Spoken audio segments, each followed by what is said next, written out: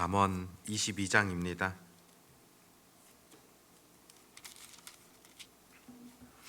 잠언 22장 1절에서 16절까지 말씀입니다. 잠언 22장 1절에서 16절 말씀, 우리 같이 하나님의 말씀을 읽도록 하겠습니다. 많은 재물보다 명예를 택할 것이요 은이나 금보다 은총을 더욱 택할 것이니라. 가난한 자와 부한 자가 함께 살거니와 그 모두를 지으신 이는 여호와이시니라. 슬기로운 자는 재앙을 보면 숨어 피하여도 어리석은 자는 나가다가 해를 받느니라. 겸손과 여호와를 경외함의 보상은 재물과 영광과 생명이니라. 패역한 자의 길에는 가시와 올무가 있거니와 영혼을 지키는 자는 이를 멀리하느니라. 마땅히 행할 길을 아이에게 가르치라. 그리하면 늙어도 그것을 떠나지 아니하리라. 부자는 가난한 자를 주관하고 빚진 자는 채주의 종이 되느니라. 악을 뿌리는 자는 재앙을 거두리니 그 분노의 기세가 쇠하리라. 선한 눈을 가진 자는 복을 받으리니 이는 양식을 가난한 자에게 주민이라. 거만한 자를 쫓아내면 다툼이 쉬고 싸움과 수욕이 그치느니라. 마음의 정결을 사모하는 자의 입술에는 덕이 있으므로 임금이 그의 친구가 되느니라. 여호와의 눈은 지식 있는 사람을 지키시나 사악한 사람의 말은 패하게 하시느니라. 게으른 자는 말하기를 사자가 밖에 있은즉 내가 나가면 거리에서 찢기겠다 하느니라. 음녀의 입은 깊은 함정이라. 여호와의 노를 당한 자는 거기 빠지리라. 아이의 마음에는 미련한 것이 얽혔으나 징계하는 채찍이 이를 멀리 쫓아내리라. 이익을 얻으려고 가난한 자를 학대하는 자와 부자에게 주는 자는 가난하여질 뿐이니라. 아멘. 잠언서를 읽어보면은 여러 주제가 되어지는 또 여러 중요한 그런 단어들이 반복적으로 나타나는 것을 보게 되어집니다.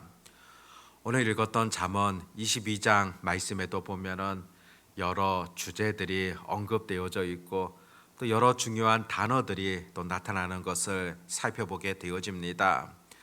재물이라는 단어, 명예, 겸손, 길, 성과 악, 이런 여러 가지 단어들을 통하여서 주제를 표현하고 있는 것을 살펴보게 되어집니다. 그것과 더불어서 1절 말씀 속에서는 택한다는 그런 표현 또한 살펴볼 수가 있습니다. 어떤 것을 택한다, 이것은 우리의 삶에 있어서 매우 중요한 그런 부분이지 않습니까? 실제로 우리가 인생을 살아감에 있어서는 택함의 연속이라고 볼 수가 있습니다. 내가 과거에 택했던 것들, 바로 현재의 나를 만듦에 있어서 중요한 부분이었지 않습니까? 그렇기 때문에 현재 내가 무엇을 택함에 있어서 올바른 것, 더 중요한 것, 또 보다 더 하나님의 뜻을 잘 깨닫고 선택하는 것, 그것이 얼마나 중요한가를 우리가 놓치지 마셔야 된다는 겁니다. 그런 점에서 참된 지혜자로 살아감에 있어서도 바른 선택이 필요합니다. 하나님의 뜻을 더욱더 나타낼 수 있는 그런 선택이 우리 삶 가운데 필요하다는 겁니다. 오늘 읽었던 말씀 가운데 여러 단어들, 여러 주제들이 소개되어져 있지만은 재물이라는 그런 단어들을 중심으로 한번 살펴보도록 합시다. 1절에 보면은 많은 재물보다 명예를 택할 것이요, 재물보다 명예를 택하라. 이 명예라는 말의 원어적인 의미를 보면은 이름이라는 그런 뜻이라고 볼 수가 있습니다. 재물보다는 이름을 택하라는 그런 의미라고 볼 수 있습니다. 이름이라는 것, 이것이 어떤 의미를 가지고 있습니까? 어떤 사람의 존재와 또 성품, 평판, 이것들이 바로 그 사람의 이름에서 나타나는 특징들이지 않습니까?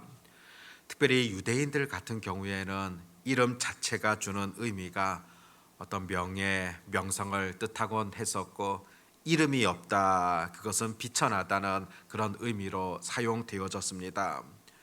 재물보다는 오히려 다른 사람으로부터 받게 되어지는 여러 인정들, 또 내가 갖고 있는 여러 성품들, 인격들, 이것을 잘 갖추어야 한다는 그런 의미라 볼 수가 있습니다. 또 이어서 은이나 금보다 은총을 더욱 택할 것이니라. 이 은총이라는 단어로 바로 외적으로 풍기게 되어지는 여러 매력들, 또 우아함들, 그것을 뜻하고 있는 표현입니다.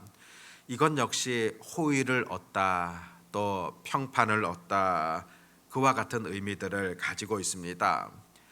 재물보다는 한 사람이 갖고 있는 어떤 성품, 인격, 그것이 더 중요하다는 것을 오늘 1절에서는 가르쳐 주고 있습니다.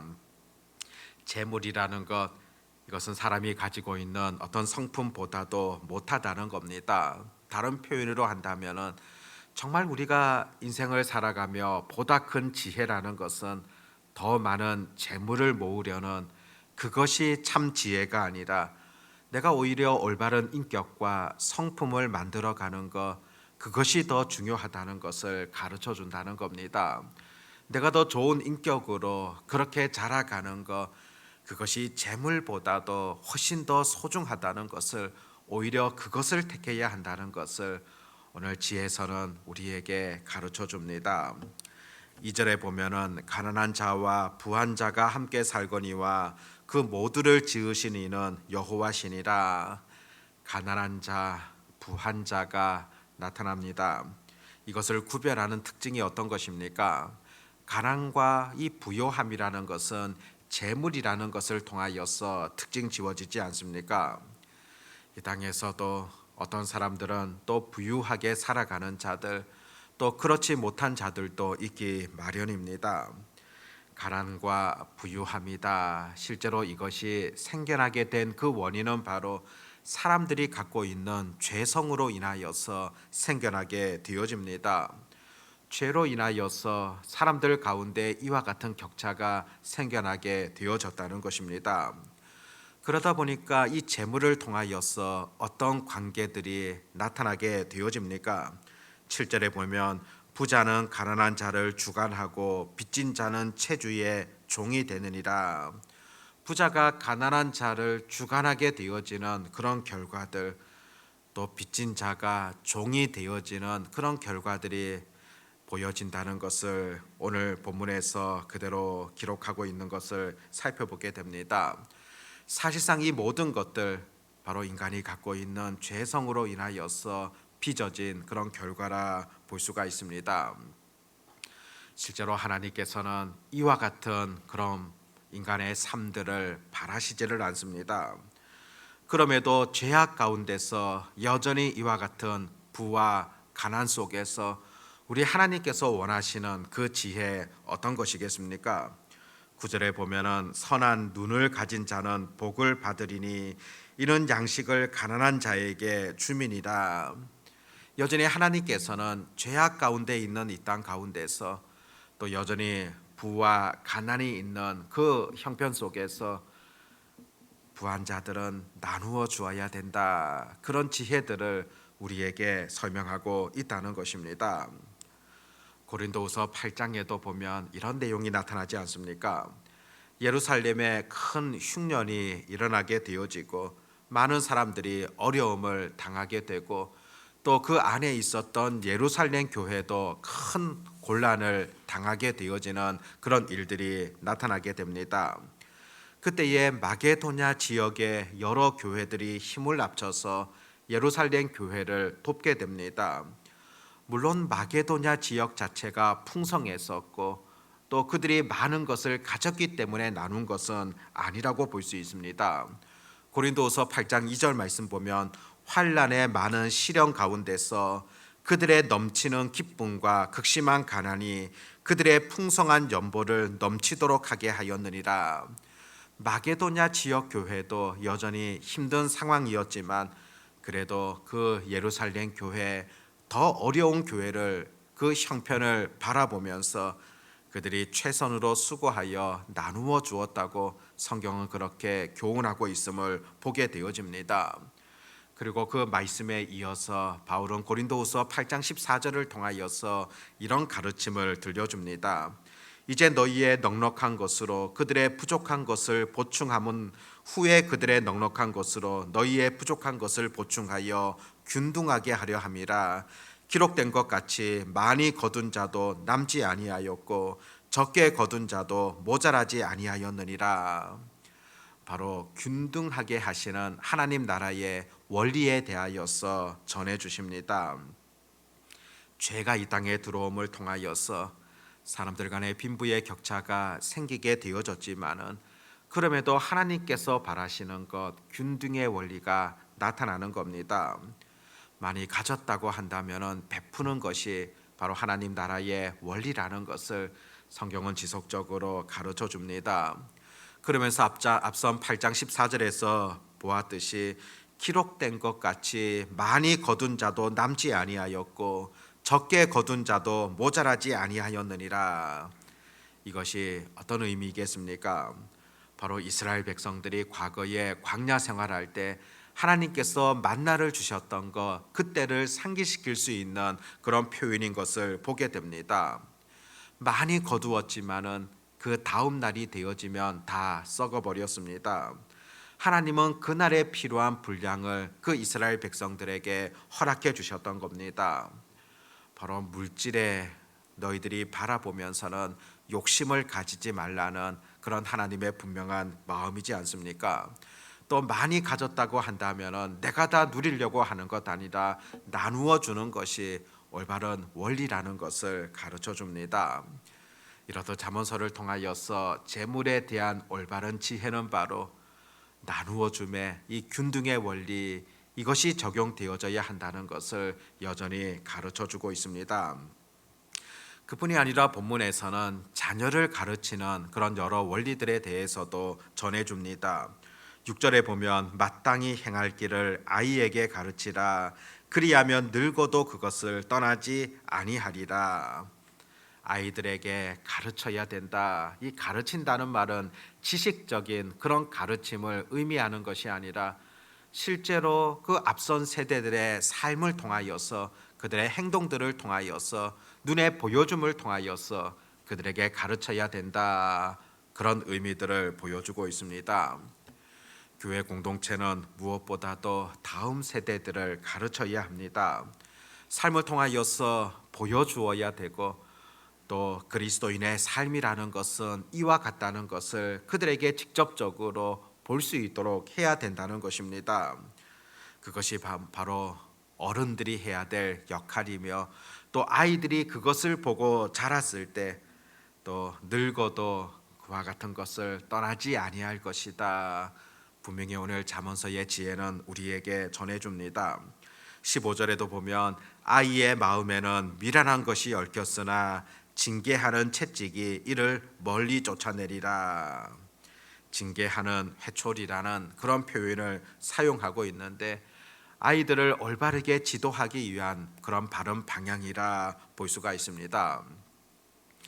요즘에 한국 사회를 보면은 교육 문제로 인하여서 얼마나 시끄럽습니까? 학교에서도 그 선생의 권위가 완전히 무너져 있는 그런 시대를 우리가 살아가고 있습니다.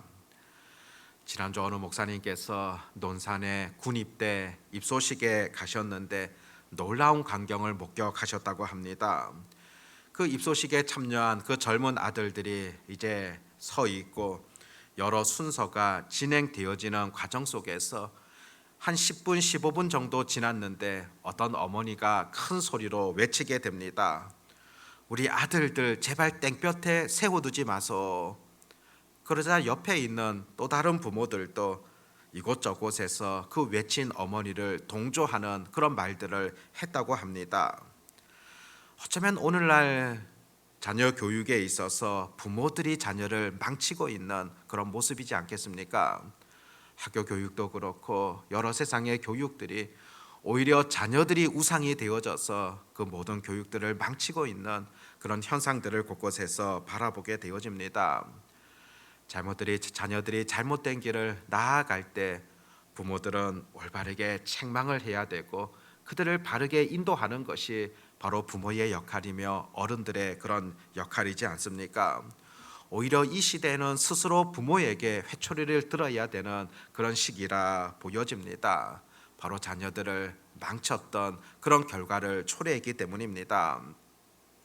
오늘 잠언서를 통하여서 우리에게 주시는 참된 지혜, 그것은 바로 재물에 있어서도 균등의 원리, 그것이 적용되어져야 한다는 것을 가르쳐 주고, 또 다음 세대를 정말로 우리가 기도하는 가운데 또 올바르게 키워가는 것, 여전히 앞선 세대의 역할이라는 것을 잊지 마시고, 오늘도 잠언서를 통해 들려주시는 그 지혜들을 우리의 삶을 통하여서 실천할 수 있는 그런 은혜가 있어지기를 바랍니다. 기도하겠습니다. 하나님 아버지, 오늘 말씀을 통하여서 또 잠언서의 지혜를 통하여서 우리에게 주시는 교훈들을 다시금 깨닫게 되어집니다. 물질이라는 것, 이것이 우리의 삶의 우상이 되어진다거나 이것을 그 어떤 것보다도 소중하게 여기는 그런 삶을 살아가는 것 아니라 그것보다도 더 소중한 것들을 쫓아갈 수 있는 그런 지혜들 늘 있게 하여 주시기를 간절히 소망합니다. 많은 재물보다도 명예를 택하라고, 은이나 금보다도 은총을 더욱 택할 것을 우리에게 요구하고 있습니다. 우리가 하나님 앞에서 갖추어야 될 그런 인격들, 성품들, 그것이 더 소중하다는 것을 알게 하여 주시옵고, 보다 더 성숙한 하나님의 자녀가 되기 위하여서 지속적으로 훈련받으며 노력할 수 있는 그런 은혜가 있게 해 주시기를 간절히 소망합니다.